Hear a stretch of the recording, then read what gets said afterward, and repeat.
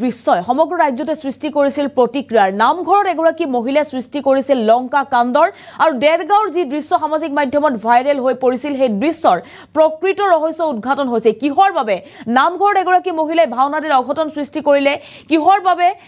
ভাওৰীয়াক আক্ৰমণ চলালে মহিলাগৰাকীয়ে তাক লৈ প্ৰশ্ন উত্থাপন হৈছিল আৰু সকলো ৰহস্য ইতিমধ্যে ফাদিল হৈ পৰিছে আমি লৈ আহিছো বিশেষ খবৰ ডেৰগাঁৱৰ ভাওনাক লৈ সৰ্বত্ৰে সৃষ্টি হৈ আছিল প্ৰতিক্ৰিয়াৰ আৰু সামাজিক মাধ্যমত ভাওনাৰ লংকা কাণ্ডৰ প্ৰকৃত সত্য উদ্ঘাটন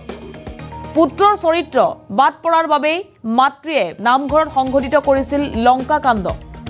পুত্ৰৰ চৰিত্ৰ বাদ পৰি যোৱাৰ বাবে মাতৃয়ে এই ঘটনা সংঘটিত কৰা বুলি জানিব পৰা গৈছে ডেৰগাঁৱৰ ফুকন নগৰৰ ভাওনাত অঘটনৰ দৃশ্য ভাইৰেল হৈছিল সামাজিক মাধ্যমত আৰু সামাজিক মাধ্যমত ভাইৰেল হৈছিল এই ভিডিঅ' আৰু তাৰ পাছতে সৰ্বত্ৰে সমগ্ৰ ৰাজ্যজুৰি প্ৰতিক্ৰিয়া সৃষ্টি হৈছিল সমালোচিত হৈছিল ঘটনাৰ প্ৰকৃত কাৰণ ক'লে নাৰী চৰিত্ৰত অভিনয় কৰা জান কলিতাই নামঘৰৰ সৃষ্টি হোৱা এনে পৰিস্থিতিত লজ্জিত সভ্য সমাজ আৰু পুত্ৰৰ চৰিত্ৰ বাদ পৰাৰ বাবে মাতৃয়ে ঘটনা সংঘটিত কৰা বুলি জনাইছে ভাওনাত নিজৰ পুত্ৰৰ দৃশ্য বাদ পৰি যোৱাৰ বাবে মাতৃয়ে নামঘৰতে সৃষ্টি কৰিছিল লংকা কাণ্ডৰ আৰু প্ৰদুন্ন হৰণ সম্ভাসুৰ নিধন ভাওনাত ভয়ংকৰ পৰিস্থিতি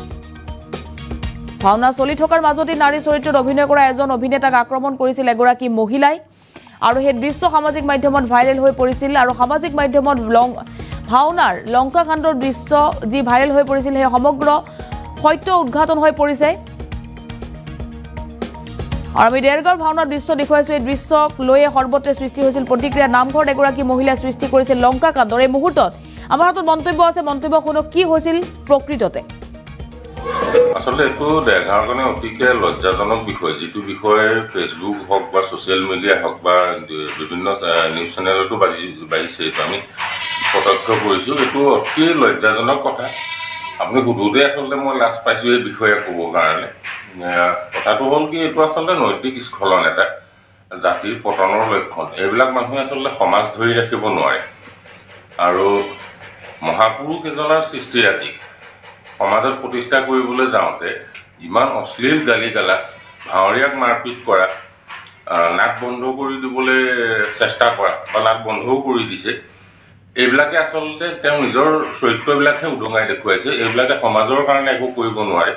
সমাজৰ কাৰণে একোটা বিষবাস্প আৰু উঠি অহা প্ৰজন্মক আচলতে এইবিলাকে কি আদৰ্শ দেখুৱাইছে আমি ধৰিব পৰা নাই দেওগাঁৱৰ হিচাপে আমি অত্যন্ত লাজ পাইছো এই বিষয়টো আৰু সুধীবৃন্দক আমি আচলতে দেওগাঁৱৰ হিচাপে ক্ষমাহে বিচাৰিছো যে আমাৰ নিচিনা এখন ঐতিহ্য পৰম্পৰাগত ঠাইত এনেকুৱা এটা ঘটনা হ'ব নালাগিছিলে আমি অত্যন্ত দুখিত এই বিষয়ে আৰু অত্যন্ত গৰিহণা দিছোঁ আমি সেই মানুহগৰাকী পৰিয়ালটোক আমি গৰিহণা দিছোঁ আৰু ৰাইজে এইটো সিদ্ধান্ত ল'ব ৰাইজে এটা উচিত বিচাৰ ল'ব তেওঁলোকে এটা শাস্তি পাব লাগে একদিন সামাজিক মাধ্যমত ভাওনা এটা বিষয়ে অতি তোলপাৰ লগাই আছে ভাওনা চলি থকা অৱস্থাতে কাৰোবাৰ এখনখন যুদ্ধ দেখিছোঁ আমি গতিকে এই ভাওনাৰ মাজত এই ভাওনাৰ সংস্কৃতিৰ মাজত এনেকুৱা হোৱাটো এটা অশুভ লক্ষণ আমি ভাওনাৰ লগত জড়িত ব্যক্তি হিচাপে আমি বহু বছৰ পৰা ভাওনা কৰি থকা ব্যক্তি হিচাপে ভাওনাত এনেকুৱা ভাওনাত এইবোৰ ঘটনা হ'লে আমাৰ সংস্কৃতিৰ প্ৰতি এটা ভাবুকি আহিছে সংস্কৃতিৰ এটা অশুভ লক্ষণ এইবোৰে আমাৰ অসমীয়া সংস্কৃতিৰ আমাৰ ভাওনাৰ এই বেয়া দিশটো মানে উদঙাই দিছে গতিকে আমি যি ভাওনাৰ মাতৃভাষা ভাওনা চলি আছে উজনি অসমত মাতৃভাষাৰ যিটো ভাওনাৰ বৰ্তমান প্ৰসাৰ গতিকে এই ভাওনাৰ প্ৰতি এনেকুৱা কিছুমান ঘটনাই আমাৰ ভাওনাৰ সংস্কৃতিৰ ওপৰত এটা মানে